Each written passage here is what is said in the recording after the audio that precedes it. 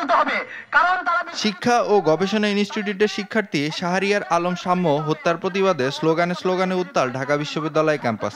সবার দাবি একটাই, হত্যায় জড়িতদের দ্রুত আইনের আওতায় এনে ন্যায় বিচার করা। 48 ঘন্টার আলটিমেটাম শেষে রাজু ভাস্কর্যের পাদদেশে বিক্ষোভ করেন সাধারণ শিক্ষার্থীরা।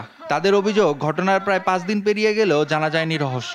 হত্যাকারীরাও ধরাছোঁয়ার বাইরে। এই ঘটনায় 3 জনকে গ্রেপ্তার করা হলেও ঘটনার কুলকিনারা করতে ব্যর্থ প্রশাসন। তারা আমাদেরকে আশ্বস্ত করেছে 48 ঘন্টার মধ্যে তারা আমাদেরকে একটা সমাধান দিয়ে দিবে।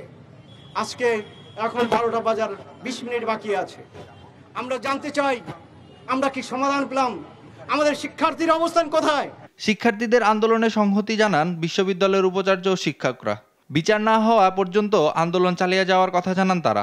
আমরা এটার একদম দৃষ্টান্তমূলক শাস্তি চাই, সেই প্রতিবাদের জন্য আমরা এখানে এসেছি। নিরাপদ বিশ্ববিদ্যালয় চাই, সেজন্য আমরা এখানে এসেছি।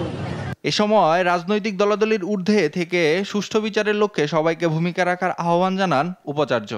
রাজনৈতিক দলাদলির ঊর্ধ্বে উঠে সবাইকে সাথে নিয়ে এই মর্মন্তুদ হত্যাকাণ্ডের বিচার দ্রুততম সময়ে করতে, এবং এই ব্যাপারে আমাদের তরফ থেকে যা করণীয় আমরা করব, আপনার তরফ থেকে যা করবেন সেটা আপনি করবেন, এবং সবাই মিলে আমরা পুলিশের সহযোগিতা চাই।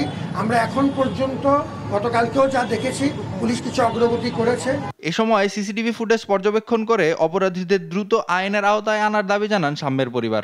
বিচারের নামে কোনো প্রহসন যেন না হয়, রাজনৈতিক ফায়দা হাসিলের জন্য যাতে কালক্ষেপণ করা না হয়, শিক্ষার্থীদের যাতে উত্তেজিত করে কোনো ফায়দা হাসিলের চেষ্টা না করা হয়, এদিকে বিশ্ববিদ্যালয় প্রশাসনের সজাগ দৃষ্টি রাখার আহ্বান জানাচ্ছি।